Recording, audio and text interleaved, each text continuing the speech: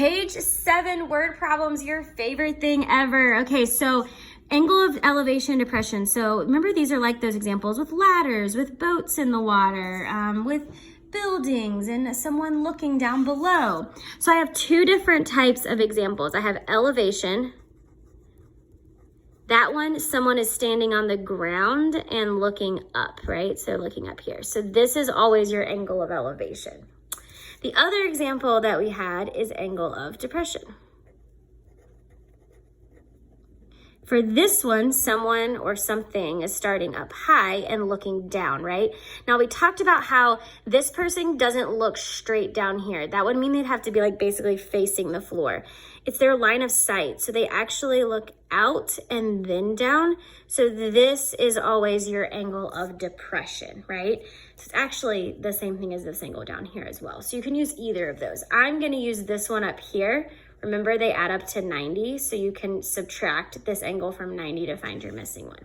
So elevation is much simpler. It starts from the ground and looks up. Depression, you have to remember that your eyesight looks out and down, so it's actually this outside angle that we're looking at.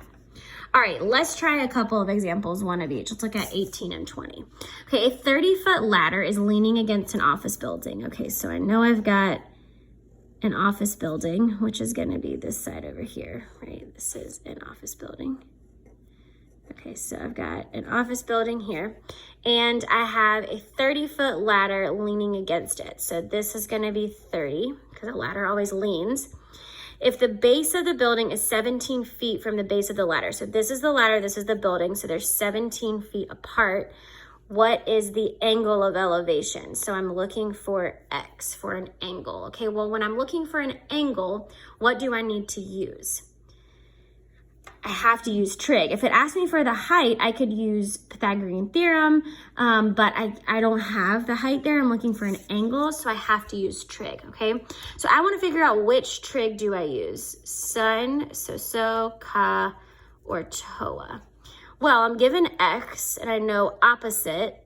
Well, that's not gonna help me, right? Because I don't know anything about opposite. I've got my hypotenuse, so I wanna use hypotenuse and I wanna use adjacent.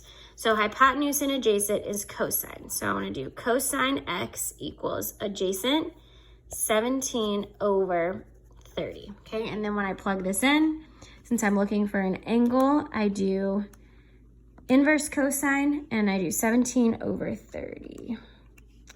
If you are using an online calculator, they may call it arc cosine. It's the same thing, inverse cosine or arc cosine there. And I get 55.48. So X equals 55.48 degrees. And let's just quickly kind of make sure that that makes sense. If this is 55, this would be much higher than the 17. Yep, that makes sense because 30 is the hypotenuse, 17. This would be greater than that because that angle is 55.5 degrees. All right, cool. Let's try one more. Standing on a cliff 380 meters above the sea. Okay, so if I have the sea down here at the bottom and then I have a cliff and someone is standing on the cliff, this is 380 feet up high. Pat sees an approaching ship and measures its angle of depression. Okay, so he sees a ship here. All right, so I've got a line from here. Okay, but the problem is his angle of depression, he has to look out and then down, right? So this angle of depression is 9 degrees, okay? So what does that actually make this triangle here? Well, if this is 90, 90 minus 9 is gonna be 81 degrees for this triangle. Okay, so I'm actually gonna use 81 with that inside triangle. How far from shore is the ship?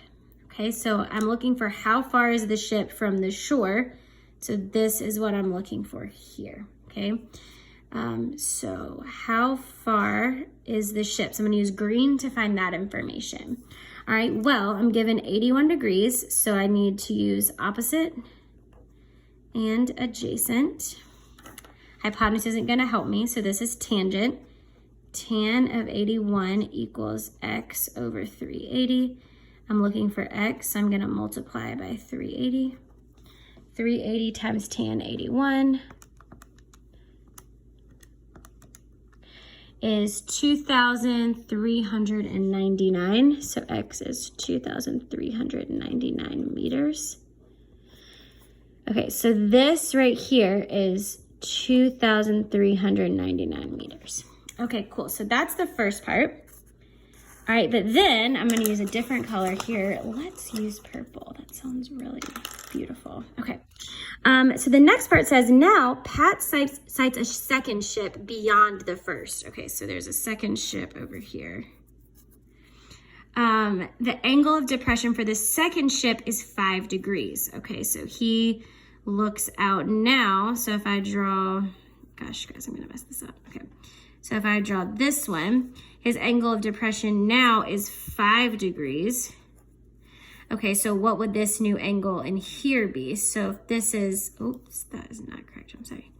If this is 5 degrees, 90 minus 5, this angle here is gonna be 85 degrees. Okay, so instead of using 81, I'm gonna use 85 because my angle of elevation got a little bit smaller here. So now I say 85 degrees. These other, the other values are gonna be the same. 380 didn't change, the height is still the same, but I now wanna know how far the ships are. Well, I need to do the same thing I did over here, except I'm gonna find this purple length. So it's gonna be farther out than the green was. So I'm gonna do the same thing though. Tan, except it's not 81, it's 85. And I'm gonna do opposite over adjacent. I don't know the opposite though, because I'm looking for Y, right? I'm looking for the purple one. So it's gonna be Y over 380.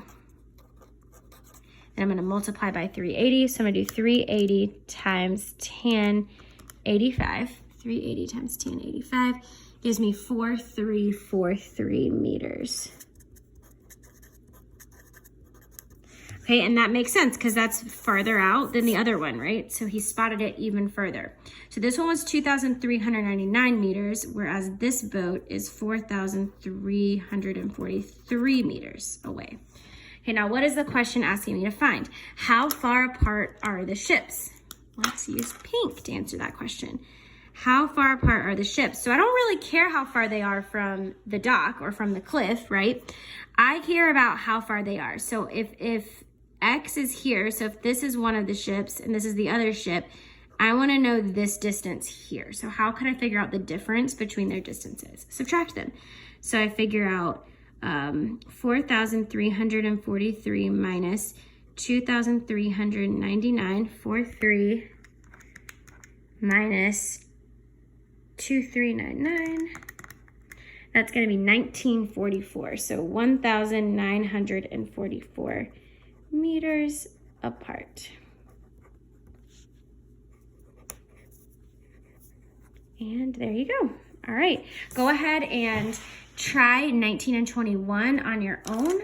When you are finished, you can turn to page 8 and we are on the last part of our review. All right, see you guys soon.